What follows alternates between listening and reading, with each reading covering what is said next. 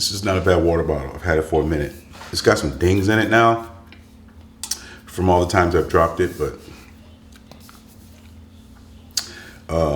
it's got this, oh shit, got this cast iron, thing. So, hey, it holds up. It's like a tank. I love it.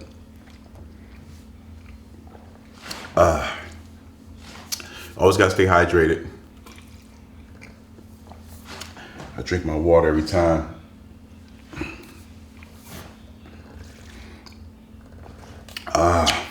Let's get this warm up going.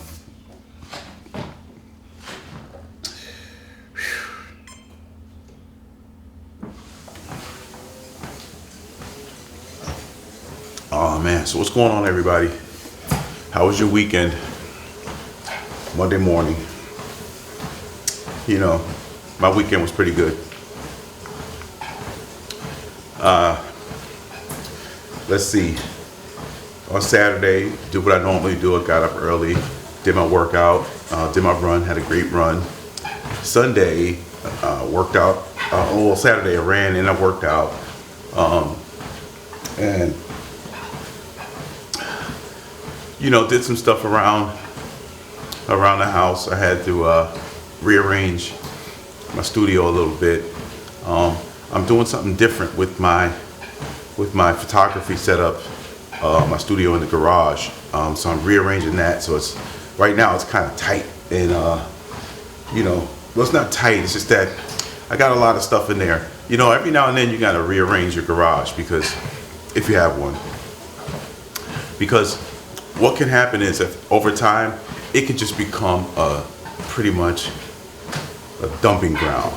I mean, literally, like you'll just start putting stuff in there, and even if it starts out really organized, you'll go in and get something, or someone else will go in and get something, and and then when it comes back, you don't put it back right, in the spot it was supposed to be, and you do that a couple times, and 3-4 times.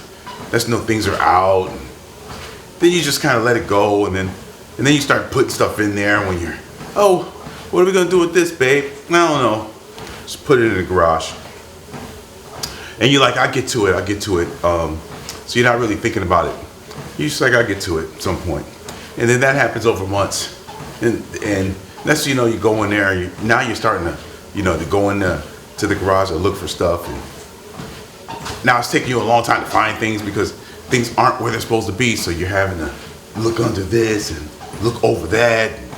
It's like you're moving everything, and it's like this huge game of like classic concentration, where, wait, where did I leave that? Was that over here? Wait, I think I saw it. Last time I saw it was over there by the brakes. No, it's over here by the salt, the bags of salt for the snow. No, it's over here. So you're going back and forth trying to figure it out, and you're wasting mad time. Organization is the key, man, I swear. Because when that happens to me, I end up having great ideas to do things, but then it takes me so long to get up and running because of my disorganization, that then I lose the zest, I lose the idea, I lose the whole motivation to do what I'm doing, because now I'm tired. I've been working for like an hour just trying to piece it all back together. Does that happen to you? It happens to me all the time. So over the years, I had to get better and better at organizing my life, so that when I get sparks of inspiration, I can just jump right in, And that's the thing, you don't know when you're gonna get a spark of inspiration. And when you get those, you want to just start working. You have that inspiration, so you feel like, yeah, I want to get this done. And in your mind, you're in execution mode. You're like, I'm going to do this. And then the reality sets in when you spend 20, 30, 40, 50 minutes just, looking for a certain wire or gadget or something that should have been easy to retrieve. So you start getting frustrated. I mean, this is a real process, guys. Trust me. I go through it, or I've been through it. I haven't gone through it lately, and to be quite honest, I remember the other day I had my camera, the one I'm shooting on right now, and I have some batteries, some extra batteries for it. And I was looking for one. I had one, and I was like, where's the other battery? So I went into the garage, and within like 60 seconds, I located the battery. And it was amazing because it was kind of where I left it last time. And it made me think like, yo, how many times have you ever come in this garage and found something so fast? And it illuminated the fact that once I made that change of being more organized and putting things in, because I went to Lowe's one day and I bought a whole bunch of plastic bins, like way more plastic bins than any one man should buy at any given time. Like I bought a whole bunch of, and they were all different sizes too. I got like little bins, then medium-sized bins. I bought this one deep, like bucket bin. I bought like 7 or 8, like huge bins, like storage bins for clothes. And man, it was crazy because when I got back, I knew I just didn't have the idea of exactly how I was gonna partition everything. So what I did was just bought a whole bunch of different bins and a whole bunch of different sizes, and then I put them bins on the floor in the middle of the garage, as many as I could. And then I started grabbing things and putting them in different buckets. Obviously, like items went into the same bucket, so I could get a handle on what was going on in there, because there was just so much stuff, and I didn't even know what was still usable or not. Like, I didn't know what was good or bad. You know, and you know what they say, what is that thing? If you haven't used something in a certain amount of time, you probably never will. That was me, because I still have stuff in there now. But some of the stuff I keep, not because I think I'm going to use it again, but some stuff could become classic. So I'm not saying I'm a hoarder, but hey, like I have a first generation iPod that I unearthed in my garage. A first generation iPod. And you know how big it is? It's the first 64 gig one. Like, that was a lot in that time. I went on eBay and there were guys selling those things for like double the price, like the original price. Like, you could almost get like $900 or $1,000 for an old first generation classic iPod. It's incredible. I have one. It's like a brick. Y'all know what I'm talking about. So, it stores a ton of music. A ton of music. So, I know since I've been an electronics junkie for so long that at some point I'm gonna wanna maybe get it all together and get like a nice shelving system and in the house, and display all that technology, you know, around the house, you know, just little things. I think it'd be pretty cool. Not even around the house, but like in my office, in my work area. I think it'd be pretty cool as decoration. You know, old iPods, iPod Nanos, iPads, old keyboards, and old mouse. Wait, when you're talking about Apple, it's a mouse, mice. Yeah, well, I have a lot of mouses, from the wired ones to the Magic Mouse. Yeah, I have old Apple monitors, like the old displays. Remember the first little display? I think it was like around 17 inches. It's pretty cool. When it first came out, it was like the best thing ever. Have one of those. I have the old cinema displays. I have one of those still, right? Yo, that display right here, that's one of the Apple cinema displays. Still rocking with it. I know they have these super HDR, ultra HDR, 8K displays that Apple sells now for $35,000 a piece.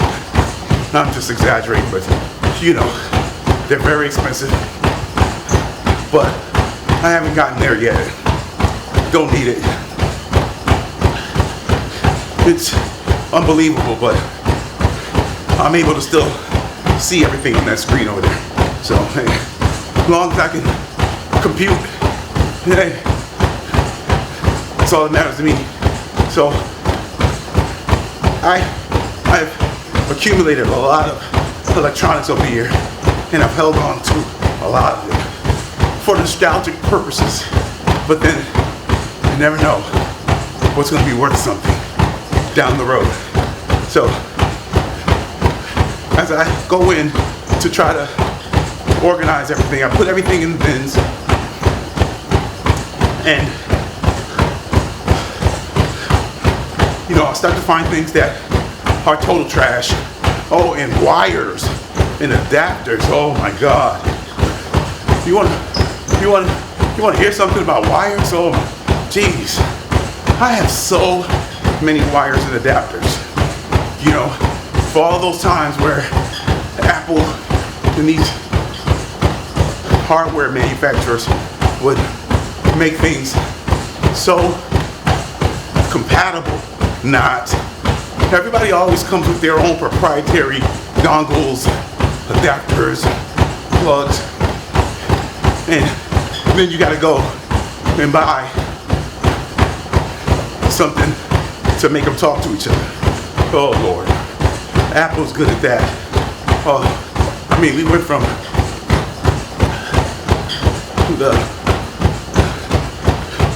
remember the first Apple cable for the little charging cable for the iPhone? It was like that little rectangular thing. It was, forgot what they call that. Was that a Lightning? Maybe that was the first generation of the Lightning. I don't know. But remember that little plug? And then that plug turned into the little tiny one. The Lightning one. Yeah, that's what we have now, the Lightning one. And overnight, it made all of our accessories kind of obsolete.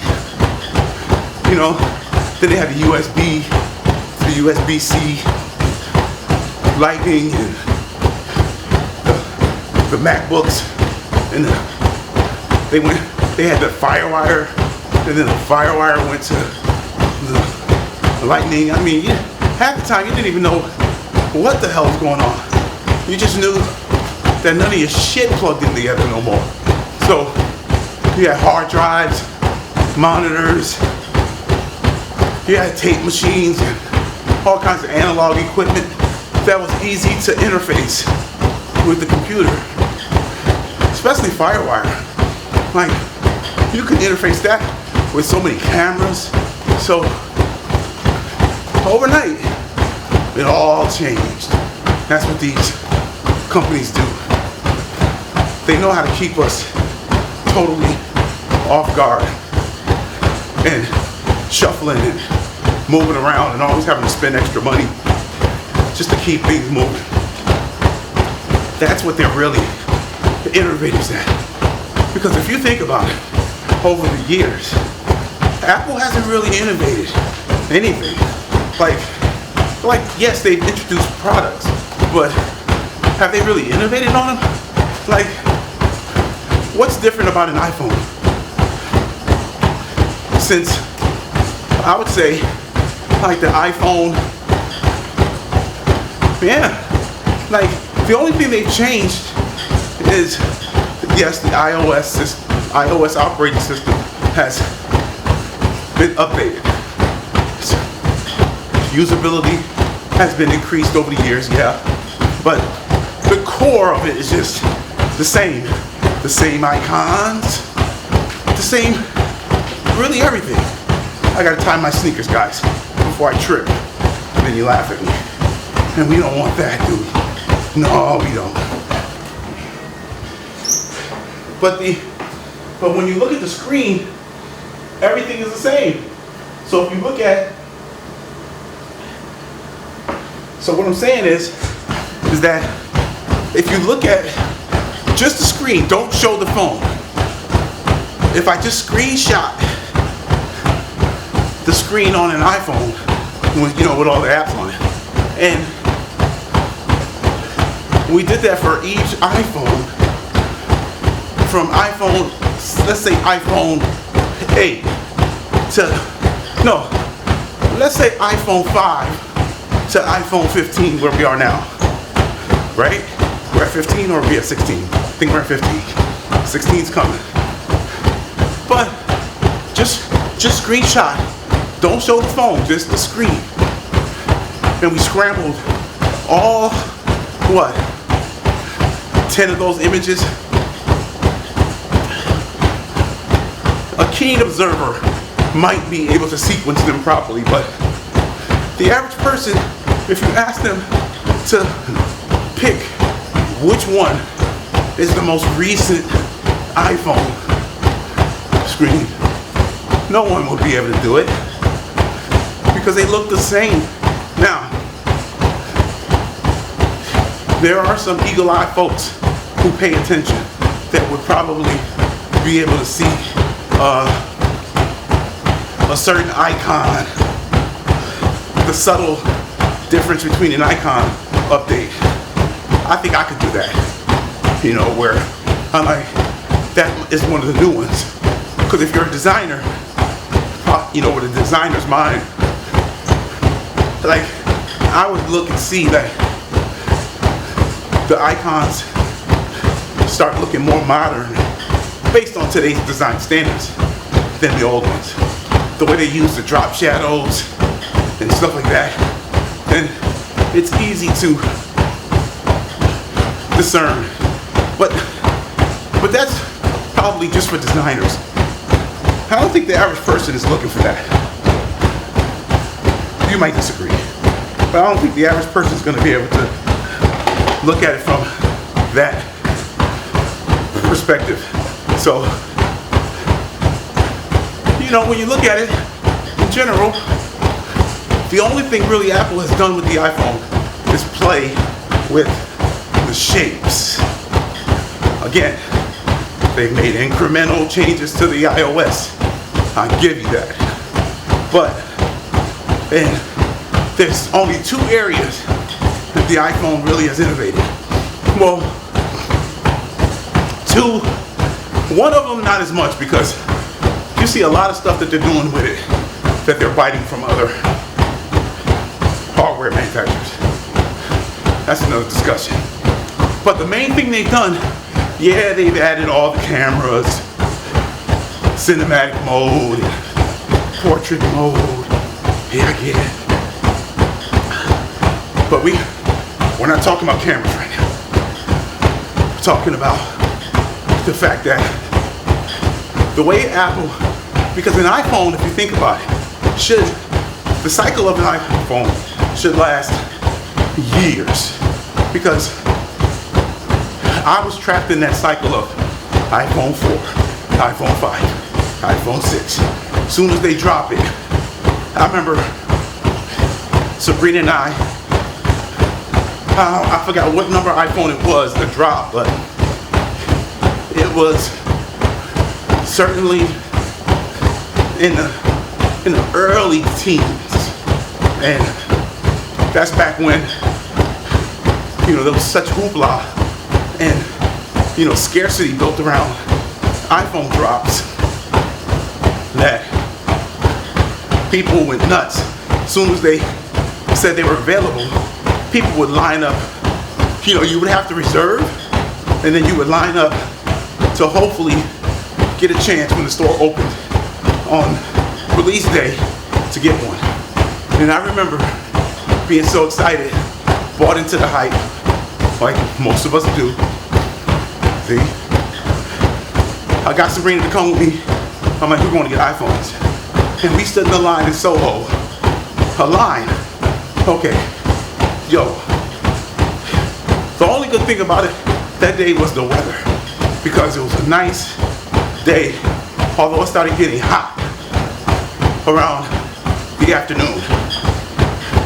It was summertime or whatever. But we got in there, and I kid you not, it was the Apple Store in Soho. I think it's on Prince Street. Maybe Prince and Bleecker. No. It was on Prince. What was that cross street? Oh, that's crazy. Maybe it was Prince and Grand, if I'm not mistaken. Well, if you've been to New York, you've been to Soho, you know where the Apple Store is. The line started. Now, wait a minute. Let me get these streets right. Let me go to my map, because I want to really paint this picture for you. Let me see, Apple Store.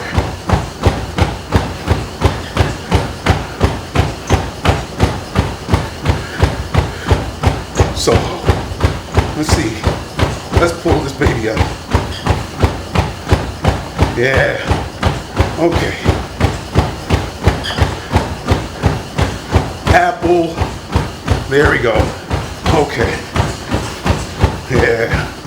I want to give you guys some specifics. So,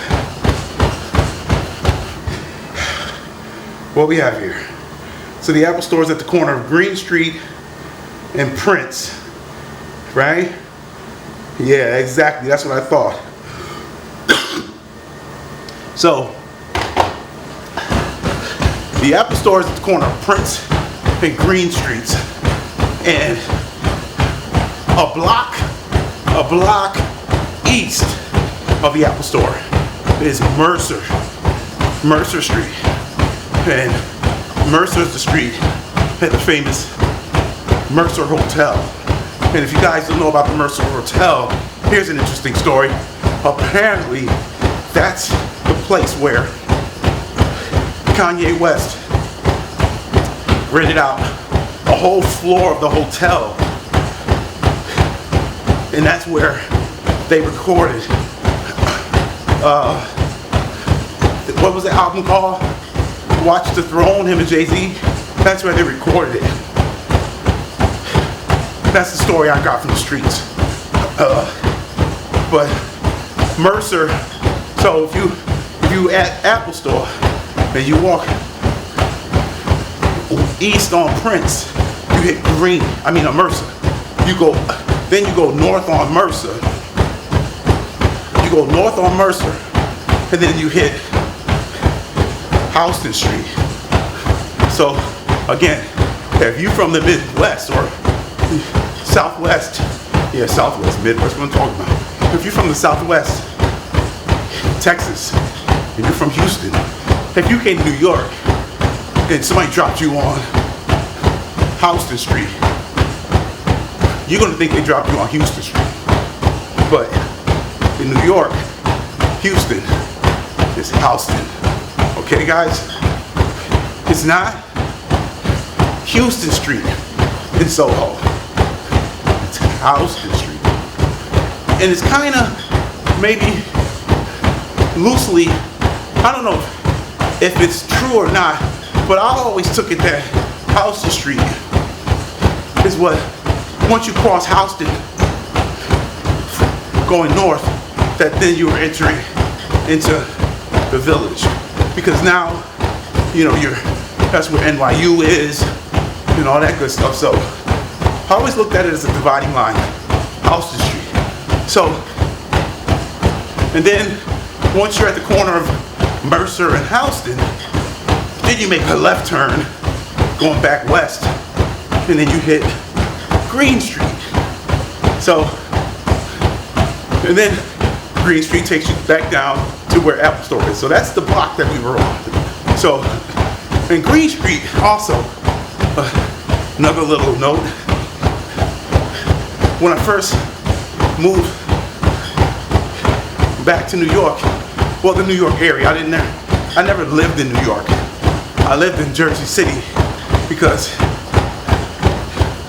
when I first got back, when I first was coming, and I told my mom I wanted to move back to New York, where we're originally from, Harlem, I started looking for apartments in Harlem. It's the first place I looked, because I'm like, yo, that's it. Going back home. It only took me a few hours to figure out that, man, that ain't gonna happen. And I didn't want to live in some like dilapidated tenement just for the sake of doing it. I went to the old block I used to live on, looked at some spots. It wasn't happening. So I had to shift up my plan. Talk to Mom Dukes. She said, yo. And now my family lived in Brooklyn as well, so we used to spend time Harlem and Brooklyn. My cousins was out there, and they lived in Flatbush. So I spent a lot of time in Flatbush growing up too.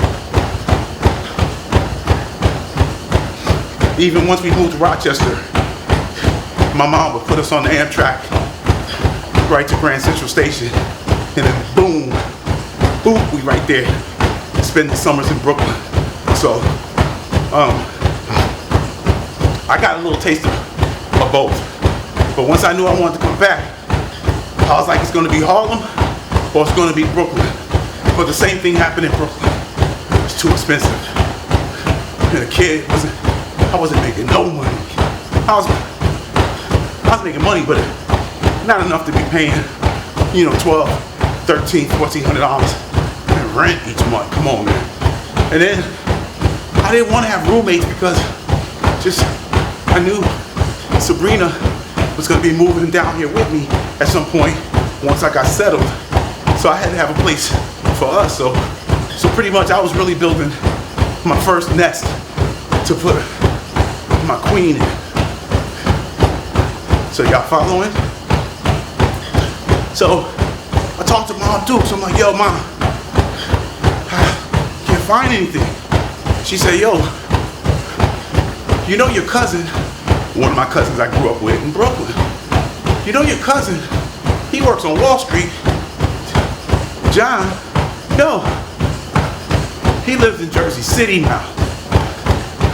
You should call him up. Maybe he'll let you stay with him for a little bit until you get your feet under you. And I was like, word. So I hit John up, let him know what my plan was, that I was gonna come down, and one of my boys from college, big shout out to Dave Lucas, Buckstar, that's my man. We had our ups and downs, but I think the last time we saw each other, we kind of put it aside, and you know, yeah, he's a good guy, and we were in college together. He graduated a year before me, and we both were in the communications program, you know, broadcast production. And we were shooting a lot of stuff, and video editing, and creating shows, learning that whole production, and working in the studio setting. So I learned how to be a board op. I learned how to do the graphics. I learned how to technical direct, call the shows, you know, working a switcher, editing, video editing and audio editing. And back then when it was the audio editing was like splicing. So although they had a non-linear editing system, one of the first ones was called Media 100. Back then, when the analog to digital transformation was happening, you know, before that, we were editing on tape. So we had Betas, Betamaxes, SVHSs, and they were all in a rack. All these little different playback machines. And you load your tapes. It's for video. You load your tapes. And then you had the little interface with the screen, the two jogs, the jog wheels, and you would rewind and fast forward till you find what you want. Hit the buttons to make the cuts, all that type of shit. It's pretty archaic when you think about it now, but that's what it was. But at that time, the school was transitioning into introducing the digital tools. So they had one edit suite that was a digital editing suite, and it had a Media 100 in it. It was dope. Now, you can go in there and digitize your footage, and then you can edit it like we edit videos now. When I did my internship at WIVB TV in Buffalo, I think that was the NBC. Yeah, it was the NBC affiliate. I remember I blew my mind when I walked in there because they had the state of the art shit. So I walked into their edit suite. Man, they had a joint called an Avid. Woo! Back then, and I'm sure it is still now. Although I haven't seen one because I haven't been in a production environment. But that Avid system, yo, that shit was unbelievable. I could not believe it. And around that time, that's when I fell in love with digital technology, graphics, video, design. I mean, man, it blew my mind, the stuff that you could do with that thing.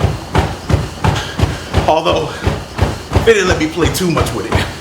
Because back then, there were strict union rules. So, the interns could only do so much. But on the after hours, when nothing was going on, the guys would let me play. So, it was pretty cool. So that's where, you know, I learned how to, you know, shoot, edit, and produce shows. So there you have it. My boy Dave was in there with me. When we were a year before he left, like right when he was leaving, he said, yo, I'm moving to the city. He was originally from Long Island, so he was going back home.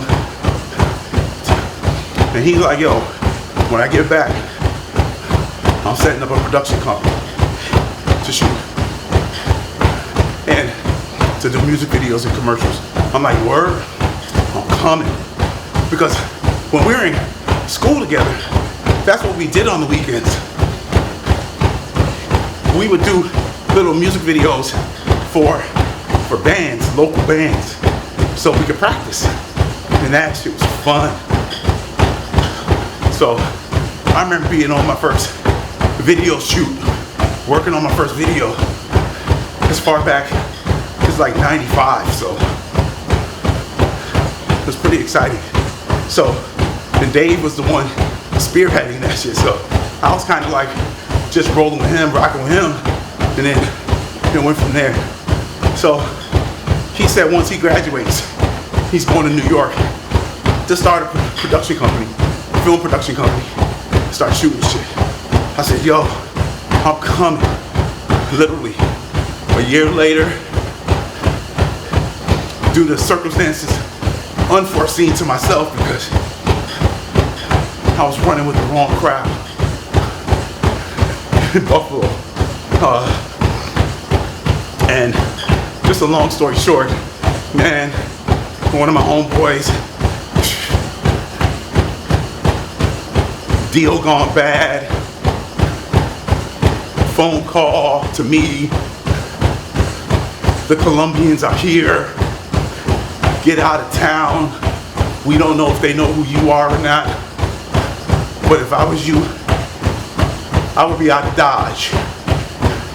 I hung the phone up, like literally no words after that, hung the phone up, got Sabrina, said we out. And then a couple days later, we left Buffalo. She went back to Syracuse, and I had my little $300 in my pocket. I booked me a little, back then you could get you a US Air flight. US Air ran a route between Buffalo and New York, upstate, like you get from Rochester, you get from Buffalo.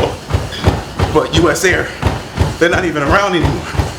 US Air, you almost at any point could just get a flight to New York. Cheap. I think I got my flight for like $90, $80. Boom. And I didn't need a round trip, so it was even easier. And I was out. I was on the first thing smoking, kid. Told Dave I was on the way. Told y'all earlier how I had already set it up with my cousin because we had talked previously, but I let him know I was on my way.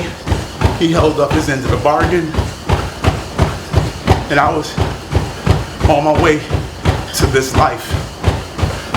And I was telling you the story about my cousin and how, we negotiated the deal that we made for me to live with him. And this is very important because when I told him what my plan was, that I wanted to come there and my homeboy's gonna have a production company. I'm gonna start working when I get there, and our goal is to be there at your place no more than 5 months. I'll have a spot by then. Give me 5 months to get my feet under me. I should be good to go. So that was my mindset because I wanted to make sure I lived up to the agreement. So I get there. My cousin took me in. He was so nice and gracious. It was all love. I tried to be as respectful to his space as I could. Kept all my stuff contained. I didn't take over. See, at that time I didn't know it, but when I look back, I was very self-aware, and I always really tried to do things the right way. And I figured the right way would be, as a man, to come into this man's space and to defer to him as much as possible so that his life isn't disrupted because I'm there. So I didn't go there, and he lived in a nice condo right on Barrow Street, up the street from Van Voorst Park. It's like a short walk away from the Grove Street PATH train that takes you right into the city. So he was living a nice little condo because he worked on Wall Street. So I always felt like I'm gonna make sure, I'm on my game and I stay disciplined and do what I need to do. So now, the main thing I needed was work. So now I hit up Dave and I'm like, Dave, I'm here. What's good? See, I'm telling you. See, this is how you know you messing with real people and people that, really fuck with you. Because I called Dave, told him I was here and I was ready to go. And his production company was fledgling, but he was still doing production work himself, freelance production work, working for other production companies on shoots, commercials, music videos, films, all that shit. So I said, Dave, what's good? I'm ready to work. Dave was already working on a production. So he called me up, was like, yo, meet me here tomorrow. Like literally the next day, yo. I was in New York for like 24 hours.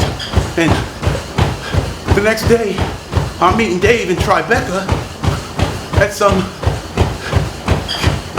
production office, and Dave introduced me to the producer, and he told the producer, Dave at that time was a PA, production assistant, pretty much lowest on the totem pole in any film production. So we were the grunts. So Dave was like, yo, this is my boy Reese I was telling you about, he's coming. And dude was like, oh, word? He's ready to work. And dude literally was like, all right, he on. Word. Just like that. And he said, Dave, he know how to drive yet? Dave said, nah. He wasn't talking about whether I knew how to drive a car. He was asking Dave, have I driven the box truck, the cube truck, the little classic white CNC Rentals truck? Yo. He said, yo, he drive yet? Nah. And then the producer dude threw me the keys, yo. Big wad of keys. Right here, man. It's all you. He said, Dave, make sure he drives the whole day to break him in. So now, me and Dave, I think that day, we were supposed to go pick up the props from Kits and Expendables. We needed to go to Do Art and do some daily runs. We had to go pick up the camera equipment. Like we was crisscrossing all over Manhattan. And I think we had to go to Greenpoint for something. Yo, I'm a day and a half before that I was in Buffalo, yo. Now I'm riding across bridges in a cube truck in New York City. Yo, that shit was exhilarating on one hand, but scary as fuck on the other. I was like, the hell? I had to learn how to drive that truck fast because I had to navigate that thing through some narrow ass streets, double parked cars. I ain't gonna lie, there's somebody out there who had their car parked in Midtown Manhattan. They got their shit clipped, mirror, all that. That was me. Apologies if that happened to you. I think the statute done ran out. But that was the only incident I had. Well, that's a lie. So, driving a 15-foot truck that has its own challenges in the New York City area. Because although I knew how to drive, and reading signs is easy, I'm literate, but when you're in a truck, there's different signs you gotta read that regular drivers don't even pay attention to. And it's a funny story. I'm riding down with the cube truck, everything's all good. I'm coming from Harlem. So, coming from Harlem, I'm like, okay, I gotta get downtown. I gotta get to Midtown, blah, blah, blah. I'm driving down. So, I decide to get on the FDR. If everybody doesn't know, the FDR, Franklin Delano Roosevelt Road, Highway, whatever you want to call it. In New York, they just say FDR. Remember? Jay-Z on the FDR. In the seat of my car, screaming out the sunroof, death to y'all. One of the illest lyrics. I love it. Yo, I'm driving on the FDR now. Cut my time down. Yo, I got music playing. I don't have a care in the world, yo. I'm just like, I'm doing it. I'm in the city. I'm a PA. I'm making like $1.25, $1.50 a day, which is pennies when you add up the hours. When it was said and done, I was probably making $10 an hour. Go figure. But you couldn't tell me nothing. I'm driving. Man, the FDR is like 3 lanes. Sometimes it narrows to 3. So I got people, I just started noticing people rolling up on me, yelling and all kinds of bullshit.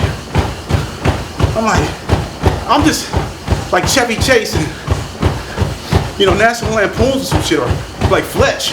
I'm just driving like, I ain't thinking about nothing. People rolling up. I remember the stories I used to hear. Yo, New Yorkers, they're crazy. Yo, they're confrontational. Don't look them in the eye. Yo, mind your business. You hear all the stories that, like, New York people somehow are like these raving maniac lunatics who you want to just avoid at all costs. Yo, I'm driving, people pulling up left, they honking at me. Yo, you fucking asshole, get the fuck off. What the fuck are you doing? I'm thinking maybe I veered into one of the other lanes by accident or something, I don't know. Car after car. Hey, dickhead. Oh, get the fuck off. Like dudes was rolling windows down, pointing, get the fuck off. Yo, they did that shit for about a mile, yo. And I was just like, man, these fucking New Yorkers are out of control. Motherfuckers was right. They are fucking raving lunatics. Yo, I don't know what it was. I think this is when, people talk about divine intervention and somebody looking out for you. Because somebody was definitely looking out for me that day. Because as I was like at 80th Street, around 80th Street, when you're coming south from up in Harlem in the hundreds, you start seeing signs that start directing traffic. And as I got closer and closer, I was approaching the 59th Street Bridge. The 59th Street Bridge has a height restriction. So I saw a sign about a quarter mile, maybe less than that said, all trucks, get off now. Like, it was like literally the last exit I could got off. Where, if not, I was about to find out why everybody was yelling and screaming at me. I was about to run my truck right into the bottom of the bridge, which would have caused a huge accident, and who knows? Oh my goodness. And I saw the sign that said last exit, and I was able to do a quick right onto that exit and get out clean. Word. I missed all the signs that said no trucks on the FDR. Now,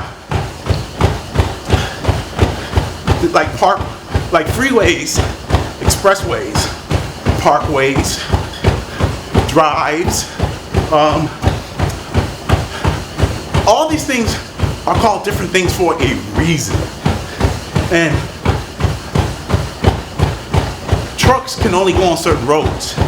But I didn't look at it like I was in a semi. I was like, this is just a little box truck. But it was very tall, so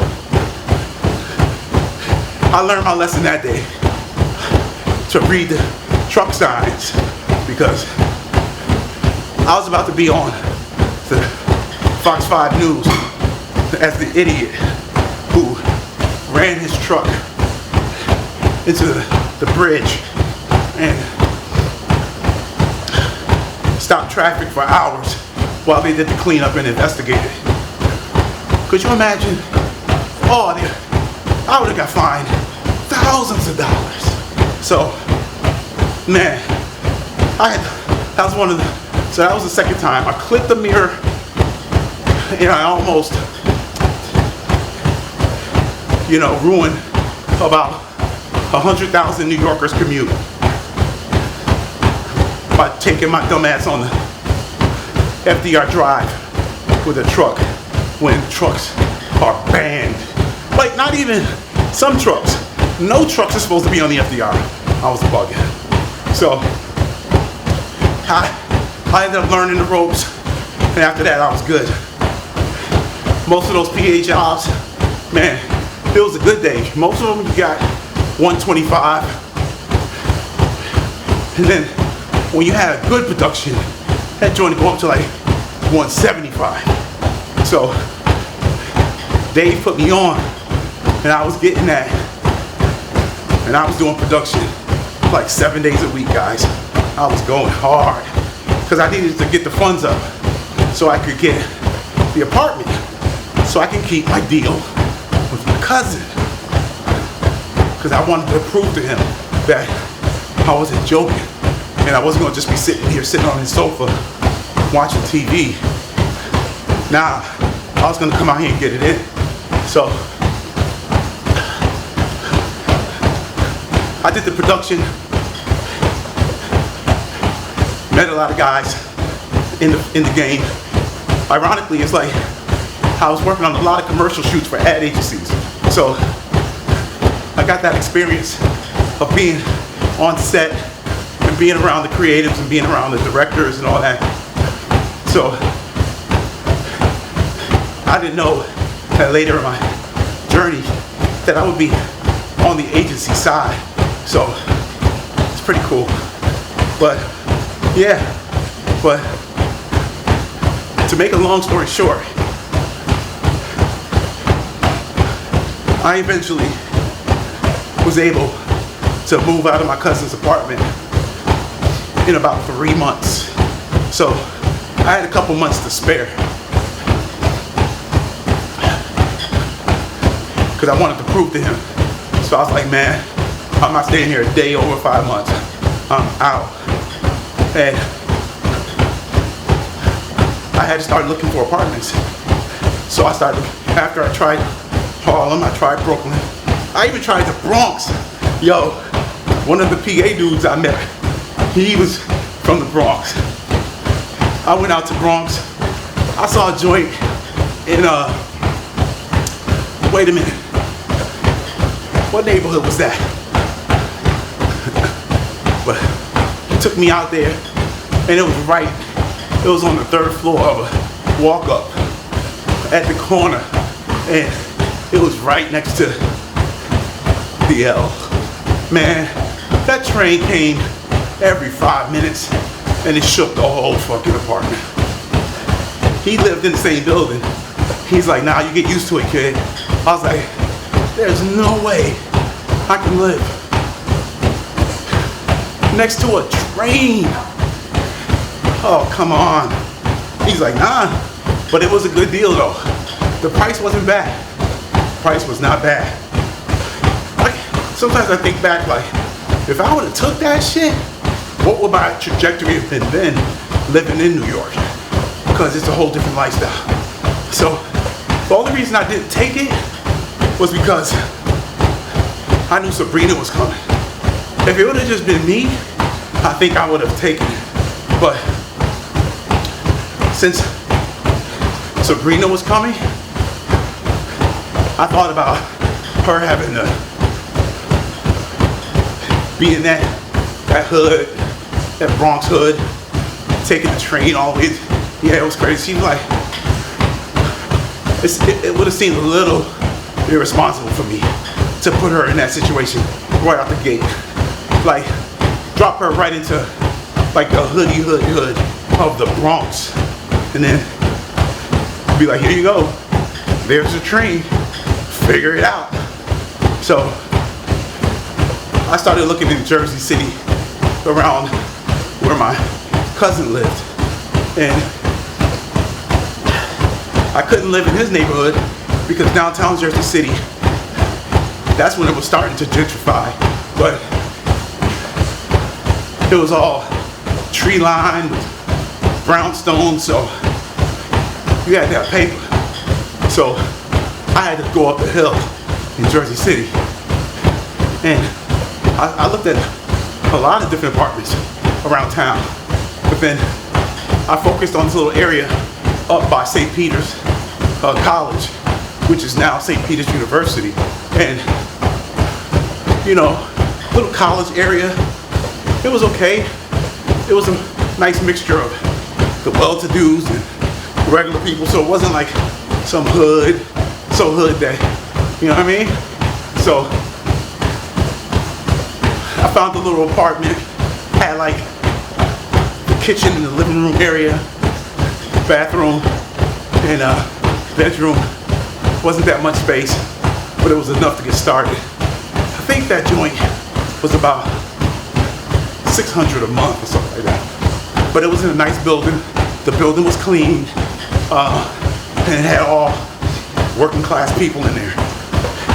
And that's what I did. Copped that joint, and then brought Sabrina down, and that was it. We were off and running. So I tell you guys that story because it's very important that you honor your agreements. And that story I just told,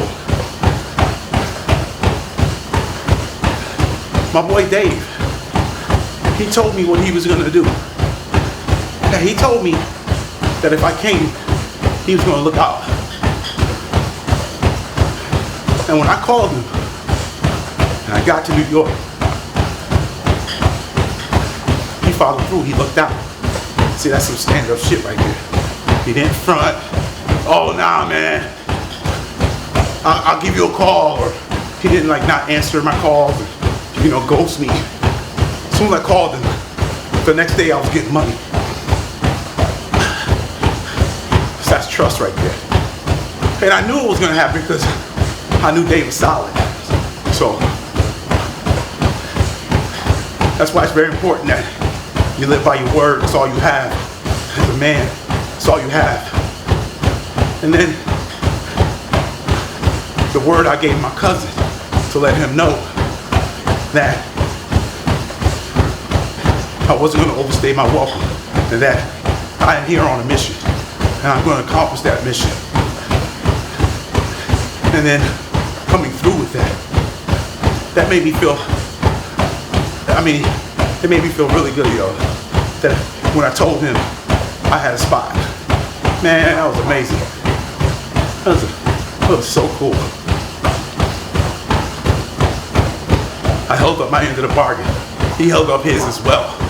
So Dave held up his. I held up mine with Dave because I became one of the go-to PAs. Everybody fucked with me. So I made him look good.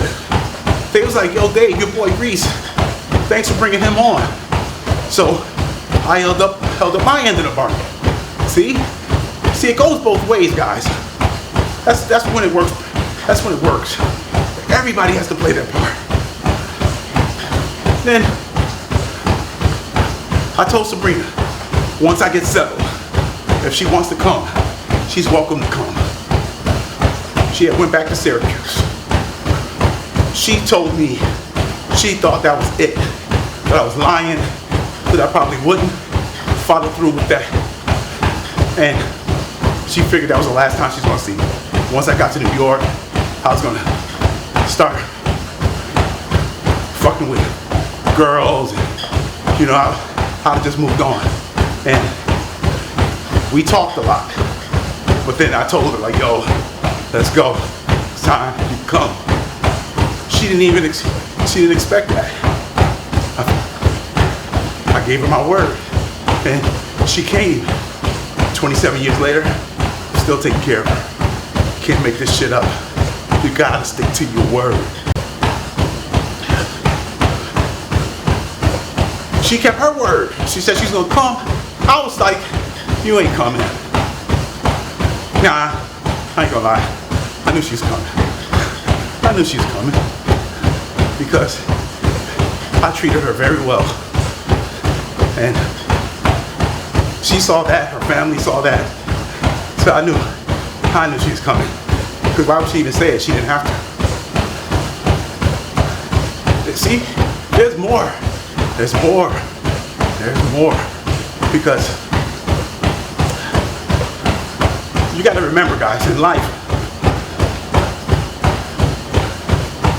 it's what you say to yourself. It's what you believe. Like if you believe you're going to do something, then you're going to do it. If you believe you're not going to be able to do something, you're not going to do it. It sounds simple, but it's true. You got to always, in your mind, you got to imprint it. You got to tattoo that shit in your mind. So it's permanent that I'm going to do this. Come hell or high water. It does something to your psyche. It makes you start to, it's more active. It makes you have to chase that because every day that voice is there saying, yo, you just want to be doing that? Why you ain't doing it? Let's go, let's get it. Because when you tell yourself the opposite, the negative stuff, man, that negative stuff will keep you standing in the same place and not moving, not growing, and not advancing. I'm just speaking to you. It's truth. But it starts with being honorable and being a man of your word. It starts with doing the self-work. Because when you're working on becoming a better version of yourself, it just changes the way you even look at yourself. It changes the way you want people to perceive you. Like, I want people to look at me as a strong, confident, handsome, fit, intelligent, capable, resourceful. I want people to look, when they see me, I want them to see that. Even before they talk to me. When I walk up, I want them to feel that energy that, okay, this dude is for real. Because then, once you add the words to it, oh man, once you put that dialogue on it, it usually seals the deal for people. That's when they're like, yo, okay, I thought this was all flash, but no, there's a lot of substance there. Oh boy, guys, we're like 59 minutes in. I just rambled on. Well, the one thing I want y'all to take away from this is that, number one, keep your word, have goals, have a purpose, because it's going to drive all your decision making. You know, like I said, I would have probably, since my goal was for Sabrina to be comfortable, I declined living in the Bronx in a bad neighborhood because I was thinking how it could affect her safety. See? So my decision, my purpose or my motivation dictated the decision I made. Because I was like, well, it makes no sense to live here, Reese, because then she's not going to be safe. So even though I was being presented with a good deal, it meant nothing because my goal was for her to be okay. So it wasn't about price, it wasn't about this. It just was a bad fit. So you gotta always be purposeful in anything you do. Always. Like there's nothing you should be doing like right now that doesn't have a purpose. And if that's sitting back and watching a movie and the purpose right now is because you're trying to relax because you've done your work and this is the fruits of your labor, then God damn it, you enjoy that movie because that's your purpose right now, to kick back. Always have purpose, but don't be sitting there binge watching TV because you're escaping your shitty life. Don't do that and then living vicariously through other people's lives. See, that's what you don't want to do. See, that's not purposeful. You gotta live purposefully. Whatever you consume, whatever you're listening to, it should be somehow empowering you on some level, mind, body, and soul. If it's not, then what are you doing? What are you doing? So you always got to have a mission. Set that goal and move toward it. Don't think about it. Just submit to it. Don't think about it. Just move forward. Put one foot in front of the other. Start sweating. Start feeling that pain. Just do it. And over time, you will start seeing the results. It's a fact. Don't think about it. See, so many people overthink. And they start wondering, what about this? What about that? Nah, don't worry about that. What about if you do the work and then all of a sudden you start to realize your dreams? What about that? Why don't you think that? Why are you thinking, if I do that, but all these limiting beliefs? Just switch it around and say, wait, but what if I do it and this happens? See, it's all positive or negative, guys. Either you want to be optimistic or pessimistic. That's your choice. I'd rather be, optimistic and positive. And to think, wait a minute, if I do this, whenever I see something or I'm about to introduce something into my life, I'm already thinking immediately, how's it going to benefit me? Oh, what's in here? I'm doing research. If I got to read something, if I got to go online, I'm like, let me just see what this is about. Because this might help me in some way, especially if I don't know, which is most things, because none of us know shit. We're all a work in progress. I just say, let me see how this works. I ain't going, oh, no. No, let me check that out. Somebody tell me, Reese, you might want to try this. I'll check it out. That don't mean everything anybody says I run and do.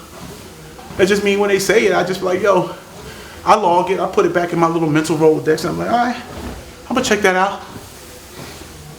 I'll let you know, I'll read it. You know what I mean? I'll go over there. Because I'm interested. I'm just naturally curious. I'm curious about everything. I'm curious about what my life is going to be once I put the work in. I'm curious to see the outcome. I am so stoked every time I'm learning something new, because I'm like, when I get this under my belt, it's going to be popping. I'm so intellectually curious. It's amazing. My sister told me, I remember the first time I heard the word autodidact or something like that. She said, yeah, you're autodidactic or some shit. I was like, what the hell are you talking about? So I just like to pick things up, and I can pick things up quickly because I focus on it. It's like I'm a dog with a bone. Once I get it, I'm like, okay, I got to figure this out. That's how I learned action script when I was using Flash back in the day. I didn't go to school for that. I was just like, I'm going to learn it. Guys, you just have to be focused. Find something to shoot for and go for it. And don't let anybody stop you. Don't let anyone tell you that you can't do it. Get away from all those people that when you talk about your dreams and your goals, that they say, no, you can't do that. Nobody that looks like you ever did that, or you can't be this, or you can't do that. Get away from them. But also stop telling people what you're trying to do. Just do it. See, the journey to moving yourself from, one level to the next level, sometimes it's a lonely road, yo. I'm gonna be honest with you. It's a lonely road. Look at me. I'm sitting here talking to a camera. I'm talking to a camera, yo. Nah, I'm talking to you guys. But literally, it's like I'm talking to a camera. I'm running on a treadmill talking to a camera. If that isn't the definition of insanity, what is? Come on, man. I'm being funny, obviously. But guys, I do it like this so that you can see that, because a lot of people sit back and make content or do videos, but I'm doing it like this so I can, I don't have time to sit here and make videos all the time. So I'm like, I'm just gonna make videos and talk when I'm doing what I'm doing. I'm keeping it all in stride. That's why I do it like this. So I'm not stopping after I run and I'm 2 hours making video. I don't have time for that. I got a business to run. I got clients to meet. I got meetings to attend. I can't sit here, making videos all day, spending hours and hours and hours. Nah. So I'm like, you know what? I'm gonna get on the treadmill when I'm doing my work, and I'm gonna talk to the people so that they can see me working. You see me, I'm sitting here sweating. I ain't got no makeup on. I ain't. Look at me. I'm dripping. But I'm passing off my thoughts to y'all, letting y'all know how I'm doing it. And again, if something resonates, awesome. And that's all I'm here for. Because we only live once. And like I said, I'm pretty much an open book now, because after my heart surgery and I almost died, hey, I'm cool with everything and everybody now. You know what I mean? I'm not bitching and moaning about nothing. I don't complain about nothing no more, because all I do is just work. I work hard. If instead of complaining, I try to fix the problem. So I stay solution based. I don't sit in the negative space. You can't keep me there. All I do is I'm posed with challenging situations, and then I try to find solutions out of it.